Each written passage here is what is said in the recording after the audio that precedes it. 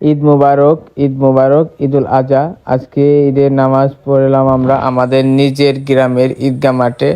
দেখতে পাচ্ছেন ঈদগাহ মাঠের রাস্তার এই পাশে সুন্দর একটি পুকুর রয়েছে এবং পুকুরের পাশে লেগের পার্ক এবং একটি সুন্দর সিঁড়ি দেওয়া আছে। সিঁড়ি থেকে বের হইলেই পাশেই দেখতে পাচ্ছেন অনেক সুন্দর একটি মাদ্রাসা, পাশে একটি ঈদগাহ মাঠ আছে, তার পাশেই আছে পুকুরের সঙ্গে একটি সুন্দর কবরস্থান এবং দেখতে পাচ্ছেন ঈদগাহ মাঠটা অনেক সুন্দর করে সাজিয়েছে এবং পরিপাটি করে গুছিয়ে রেখেছে আজকের এই ঈদ উপলক্ষে। দেখতে পাচ্ছেন এই সোজা রাস্তায় এই যে গেটটা দেখতে পাচ্ছেন, এটা হচ্ছে আমাদের কবরস্থান রাস্তা। সবাই ঈদের নামাজ পড়ে যার যার আত্মীয় স্বজন আছে সেই আত্মীয় স্বজনের জন্য কবর জিয়ারত করতে গেছে।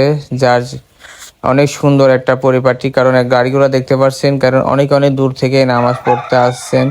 কারণ এইখানে মিনিমাম 10 থেকে 12 গ্রামের মানুষ এই ঈদগাহ মাঠে ঈদের নামাজ পড়ে এবং যারা এখানে ঘুমিয়ে আসে তারা সবাই এই 8-10 গ্রামের মানুষ।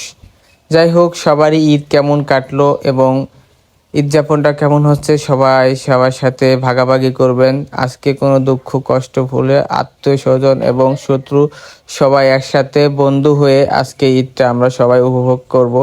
আজ যাদের যে কুরবানি আছে, যে কুরবানির মাংসটা সবাই যেন সুন্দর মতো আত্মীয় স্বজন এবং যারা গরিব দুঃখী মানুষ আছে সবার সাথে আমরা বন্টন করে নেব ইনশাআল্লাহ, যাতে আমাদের ঈদটা যেন সবাই সুন্দর মতো হাসি খুশি উপভোগ করতে পারে।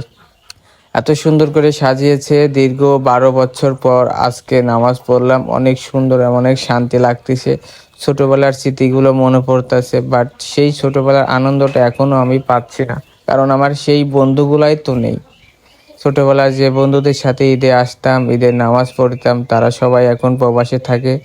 ইনশাল্লাহ সবাই তার জন্য দোয়া করবেন, তারা যেন সুন্দর মতো আবার এই দেশের মাটিতে ফিরে আসে, যেন আমরা সবাই একসাথে আবার বন্ধু মিলে আনন্দ এনজয় করতে পারি। দেখতে পাচ্ছেন এখানে ঈদের যে বাজারগুলো আছে সেই বাজারগুলো বসেছে, যার কারণে যে ছোট ছোট বাচ্চারা আছে তারা সবাই বাসায় যাওয়ার সময় ঈদের নামাজ পড়ে কিছু না কিছু কিনে নিয়ে যাবে, এই উপলক্ষে তারা এসেছে এবং আনন্দ করতেছে। দেখুন ছোট ছোট বাচ্চা আছে, অনেক ছোট ছোট মেয়েরাও আছে।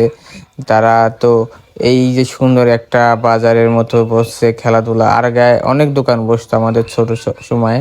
সেখানে সে সময় এখানে পিস্তল পাওয়া যেত, খেলনা পিস্তল।